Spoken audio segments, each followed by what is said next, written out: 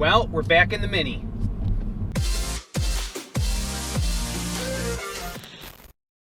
Hey guys, welcome back. So today I wanted to do a driving and handling dynamics video for the Mini Cooper. And first of all, welcome. My name is Matt and this is Tech Forum. If you're new, glad you're able to join us today. And if you've been watching for a while, thanks for tuning in. So I wanted to get some miles under my belt before I shot a video for this. So right now we've got 672 miles on the clock. I've been driving the car quite a bit and have gotten used to it. My wife's been driving it also, although with the quarantine, she really doesn't need to get out. I still need to get out to work. So I usually drive the Tesla, but I have been using this car a little bit just to kind of get a feel for it. So a couple of things that I want to share. First off, it's typical Mini Cooper.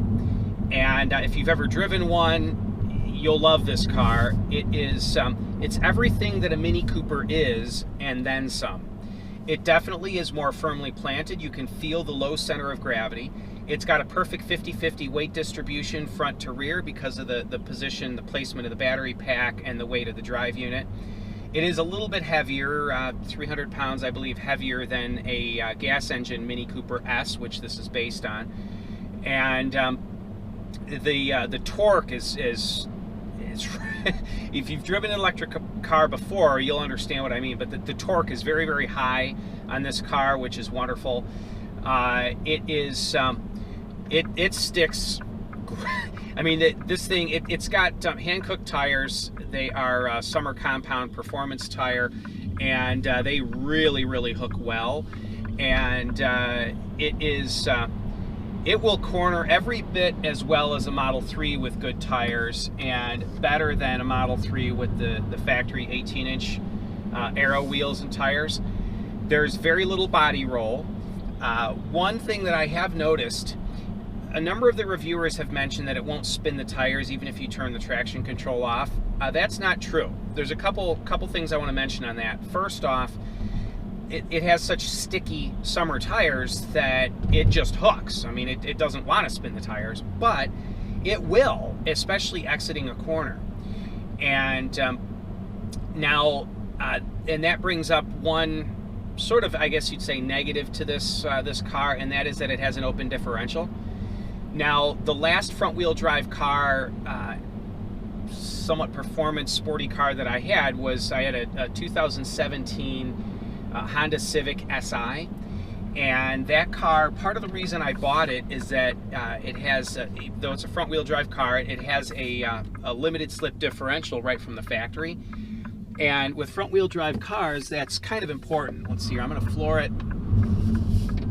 So it was spinning the inside tire around that corner. So with the Civic Si, that limited slip differential really made that car. It really did. Now, part of it is it was such a lightweight car, and 2,800 pounds, I believe it was, and it's a turbocharged car, stick shift, so you rev the engine and let the clutch out and whatnot. It was easy to get the tires to spin. So the limited slip diff was phenomenal to keep that inside tire planted exiting corners. Now, the open differential that this car has, it's a bummer. I'd rather have a limited slip diff. However, I got to tell you that it hooks so hard that, honestly, I don't want to say it doesn't need it. It could use it, but it's only really the most aggressive, that last 5% of aggression or aggressive driving really opens your eyes to, it would be nice to have a limited slip diff. But aside from that, and for those of you that say, well, it's a Mini Cooper, there's bound to be a limited slip diff out there. This uses a drivetrain from the BMW i3S. It's not an electric motor on a Mini Cooper gearbox and differential assembly. It's a whole drive unit out of a BMW i3. So unless there's a limited slip diff for that car, which I don't see why there would be, it's more of an eco car, then we're just kind of stuck.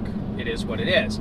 That being said, though, again, the tires stick so ferociously that I really don't know that it's at all a problem. So that's that.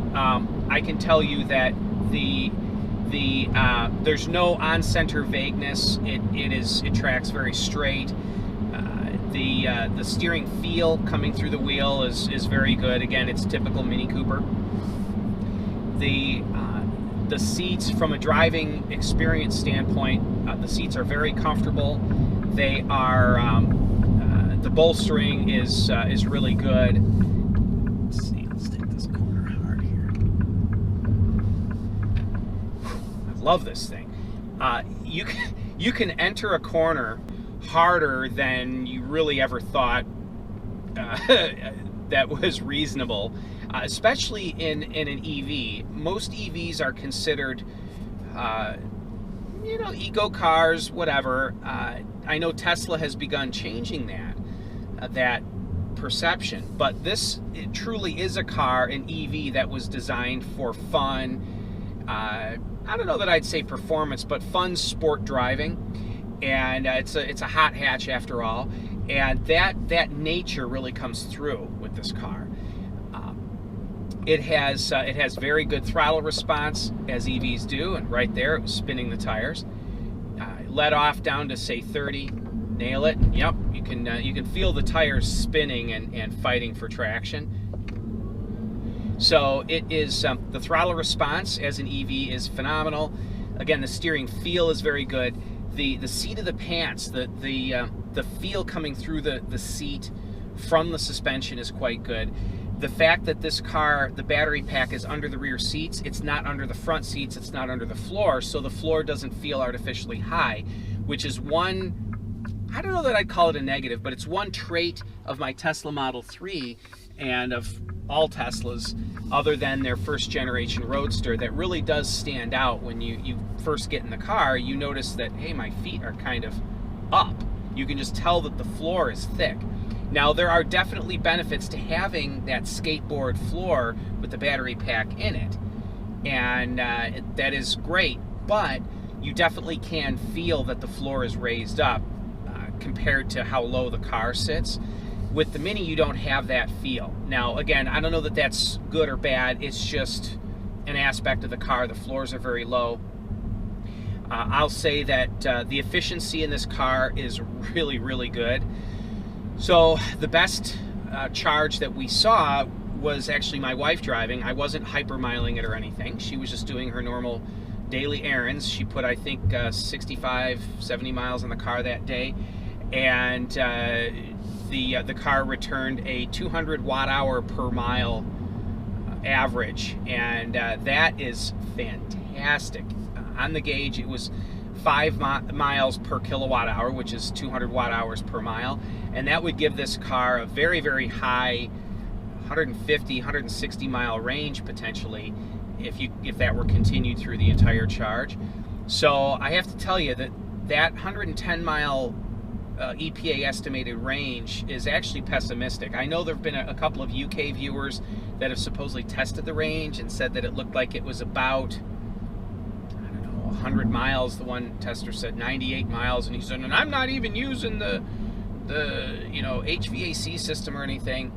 I honestly don't know how that's possible. I don't know what the heck they were doing wrong, but they were doing something wrong, because my wife is using seat heat and cabin heat, and she drives it pretty aggressively. Still, she saw 5 miles per kilowatt hour. So the efficiency of this car is actually quite good. Has the range proven to be any kind of an issue at all? Well, that's a good question. So obviously, as I mentioned in my review video of this car, my walk around video, that range is like money. You can never have too much. So would more range be better? Yes. However, only if it didn't cost me any more and didn't add weight to the car. Those two things, I would say, if they could keep the car the same weight and the same price, yes, I would like more range. However, the range is so good on this car for what its intended purpose is. I don't know why. There's so much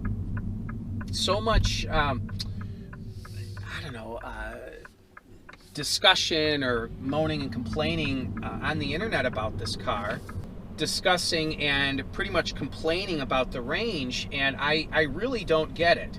I really don't. See, I've got a roundabout coming up here. Cars in front of me though, but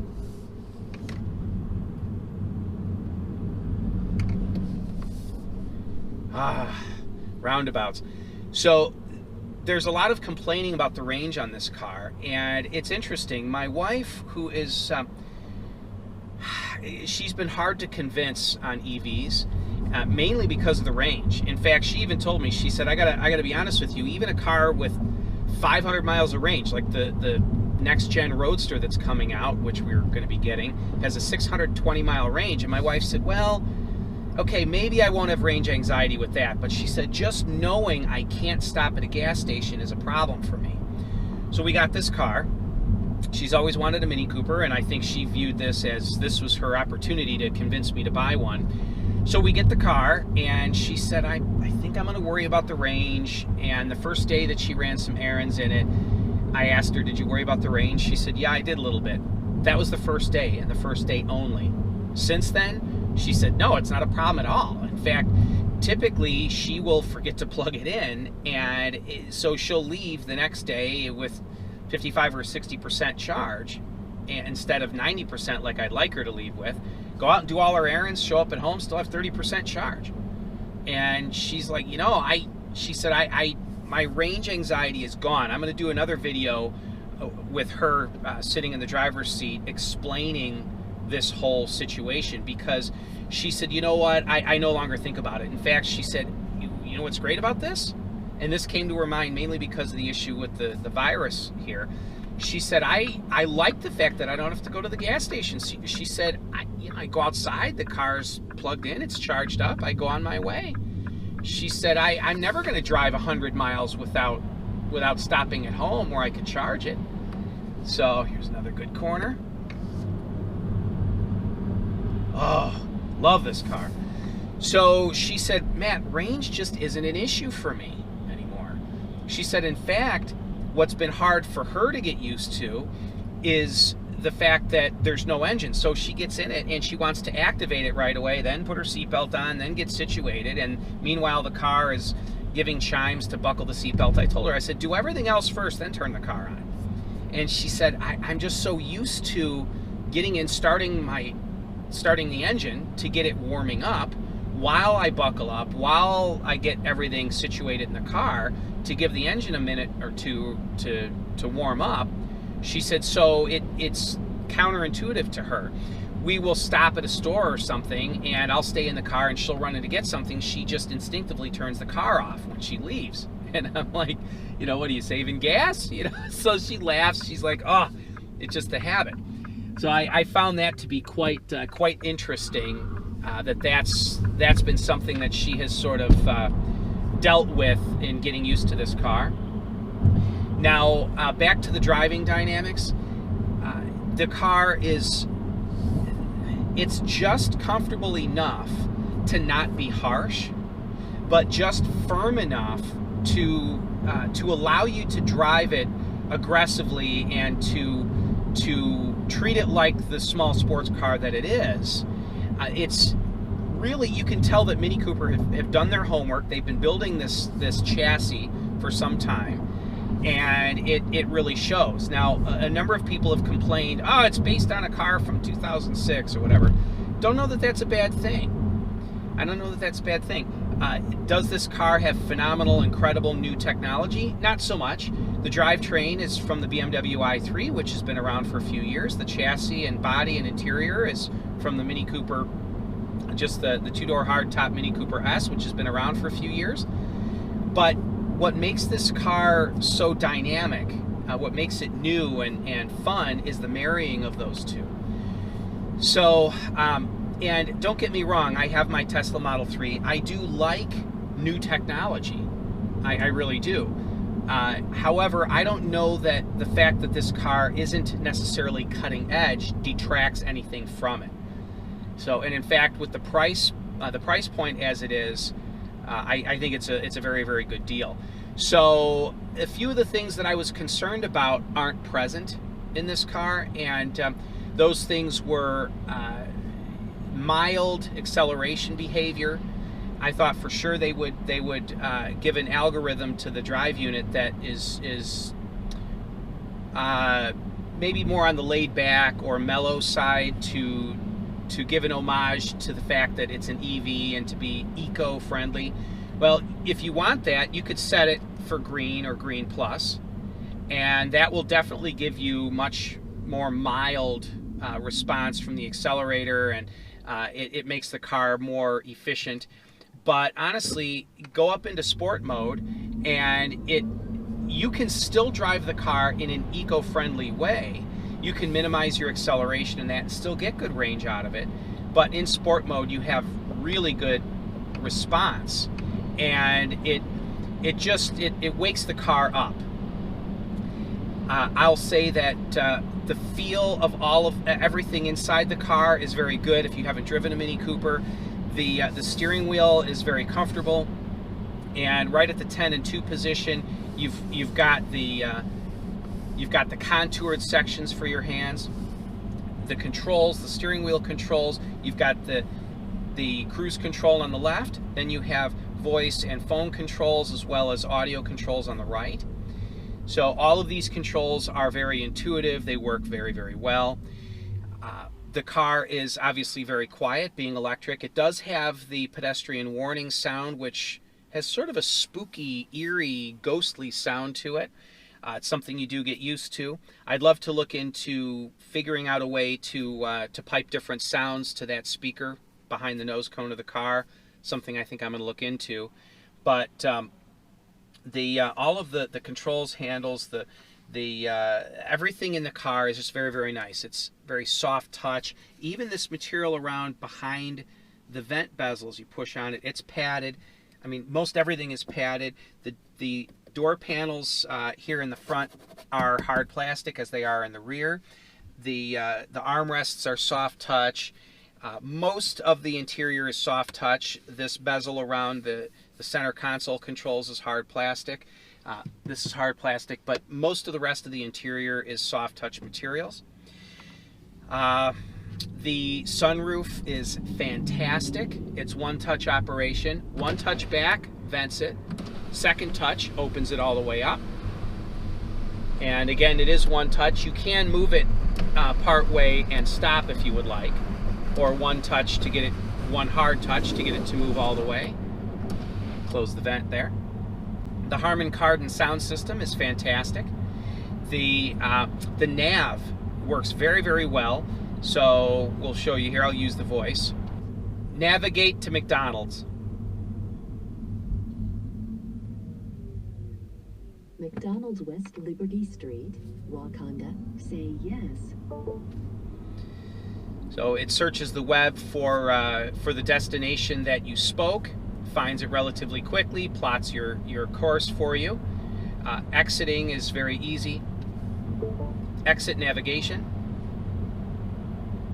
Guidance has been stopped. It's your typical BMW iDrive system. Our BMW, the other vehicle that we have, is a BMW convertible that uses this system, and this is a more pared down, somewhat more basic version of the BMW iDrive. It is touchscreen, as you saw, but you also have the typical iDrive controls down in the center console. So if you're familiar with the BMW iDrive system, this will be nothing new for you. And this center display is not purely an LCD screen. The center portion is. The right side is just basic lights that light up segments, and the left side is actually an analog needle that is backlit behind the plastic. So you can actually, when the light hits it a certain way, you can see the depth in there and the needle moving and some of the mechanism for it. Sort of interesting. So the power consumption meter, or the power use meter there, is an analog needle. This is the right side, which is your battery level indicator, is just basic lights behind plastic. And then the center quadrant, or the center, maybe 1/3 of the screen, is an LCD screen. It's very interesting the way BMW Mini set that up. I've had a few people criticize that and say the whole thing should be LCD. I don't know, it works. The analog needle, it does move in an analog manner. It is kind of nice to see. I mean, it's just very well thought out. This is a practical, very usable car, but it is also a lot of fun. It is a lot of fun, and I wish more EVs would tend in the sporting direction, because this car definitely does.